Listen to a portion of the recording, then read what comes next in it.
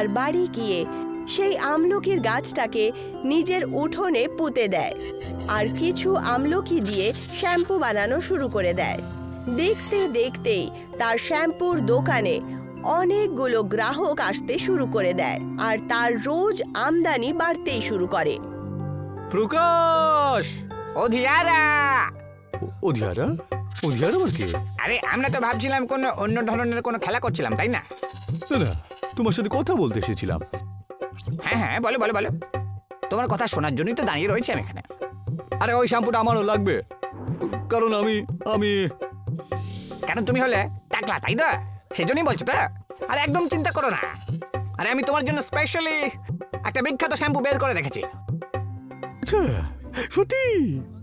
কিন্তু ওর জন্য তোমাকে দ্বিগুণ দাম দিতে হবে বলে রাখলাম। হ্যাঁ, কারণ যতদিন তুমি ওই কেমিক্যালওয়ালা শ্যাম্পু বিক্রি করছিলে না, আমার অনেক ব্যবসায় ক্ষতি হয়েছে, কিন্তু তাই তোমাকে দিতেই হবে। আর আমার কথা শুনলে পরে তুমি তোমার শ্যাম্পু বিক্রি করা ছেড়ে দাও আর অন্য কোনো ব্যবসা করা শুরু করে দাও। তা তুমি ঠিক কথাই বলেছো। আমিও তো এটাই ভাবছিলাম যে আমি শ্যাম্পু বিক্রি করা ছেড়ে দেবো আর শহরে সাবান বিক্রি করা ছেড়ে দেবো। ঠিক আছে প্রকাশ, তোমার কথাতে আমি একেবারে রাজি রয়েছি। দাও, আমাকে শ্যাম্পু দিয়ে দাও। প্রকাশ রমেশকে শ্যাম্পু বিক্রি করে দেয় আর ভাবতে শুরু করে যে তাকে শ্যাম্পুর সাথে সাথে সাবানও বিক্রি করা শুরু করে দেওয়া উচিত। আমি যদি এই জাদু আমলাটাকে সাবানের মধ্যে দিয়ে বিক্রি করতে পারি তাহলে মনে হয় আমি আরো লাভ করব। আর আমি ওই সাবানটাকে দ্বিগুণ দামে বিক্রি করব আর অনেক পয়সা রোজগার করবো গো।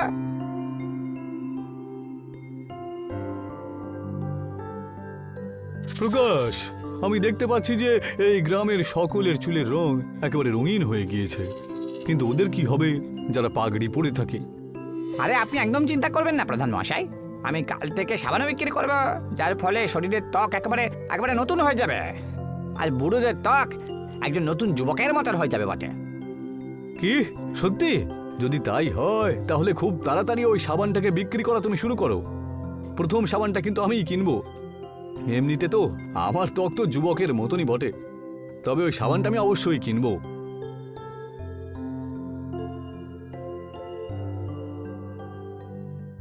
আজকে এই সমস্ত আমলা দিয়ে আমি সাবান তৈরি করে দেব আর সারা গ্রামে বিক্রি করে দেব। আর ওগুলো বিক্রি করে আমি এত পয়সা রোজগার করে নেব যে সারা জীবন ঘরে বসে বসেই রোজগার করতে পারবো। প্রকাশ সমস্ত আমলকি দিয়ে সাবান বানিয়ে নেয় আর পরের দিন গ্রামে বিক্রি করা শুরু করে দেয়। আর সেই মহিলা গ্রাহক ওখানে আবার চলে আসে। আরে এ কি প্রকাশ, তুমি সাবান বিক্রি করাও শুরু করে দিয়েছো? এই সাবানও জাদুই নাকি? হ্যাঁ হ্যাঁ, এই সাবানটাও জাদুর বটে। এই সাবান মাখলে পরে ত্বক এত ভালো হয়ে যায় যে দেখে মনে হবে যেন কোনো বাচ্চার ত্বক বটে। দাও তাহলে, সব আমাকে দিয়ে দাও, যতই দামি হোক না কেন আমি এগুলো কিনে নেব। গ্রামের সমস্ত লোকেরা প্রকাশের কাছ থেকে সাবান কিনে নেয়। একদিনের মধ্যেই তার বানানো সমস্ত সাবান বিক্রি হয়ে যায়। পরের দিন সকাল হয় আর প্রধান প্রকাশের দোকানে আসেন। আরে এই প্রধান আমার কাছে কেন চলে এলো? আর ওনার শরীরের উপরে এত চুল কোথা থেকে চলে এলো? প্রকাশ, আমি তোকে ছাড়বো না। এই সাবুন তুই আমাকে স্নান করার জন্য দিয়েছিলি না, সেটার পরে আমার শরীরে পুরো চুল এসে গেছে রে। আমি জানি না, আমাকে আমার পয়সা ফেরত দিয়ে দে তুই। প্রধান এইটুকু বলা মাত্রই ততক্ষণে বাকি গ্রামবাসীরাও ওখানে চলে আসে। ওদের শরীরেও চুল চলে এসেছিল। আমাকে তো তুমি ভাল্লুক বানিয়ে দিলে প্রকাশ, ছাড়বো না তোমাকে আমি। এখন লোকেরা আমার ব্যাপারে কি কি বলবে? এইসব তোমার ভুলের জন্য হয়েছে প্রকাশ। তুমি আমাদের সবার থেকে দ্বিগুণ টাকা নিয়েছিলে এই সাবানের জন্য। আমাদের টাকা ফেরত দাও। হ্যাঁ, পয়সা ফেরত দাও আগে, না হলে তোমাকে এই সাবুন দিয়ে স্নান করিয়ে দেবো। হ্যাঁ হ্যাঁ, এক্ষুনি পয়সা ফেরত দাও তুমি, নাহলে তোমাকে এই সাবান দিয়ে স্নান করিয়ে দেবো।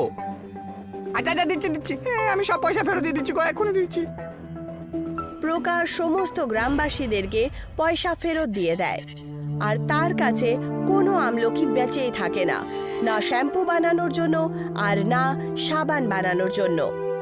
আমি অনেক বড় অন্যায় করে ফেলেছি, লোভে পড়ে আমি অন্ধ হয়ে গিয়েছিলাম গো। আমি আমার আয়ুর্বেদিক শ্যাম্পুই বিক্রি করা শুরু করব, আর কখনো বেশি লোভ আমি মনের মধ্যে আসতে দেবো না। তো দেখলেন বন্ধুরা, লোভ খুব বাজে জিনিস।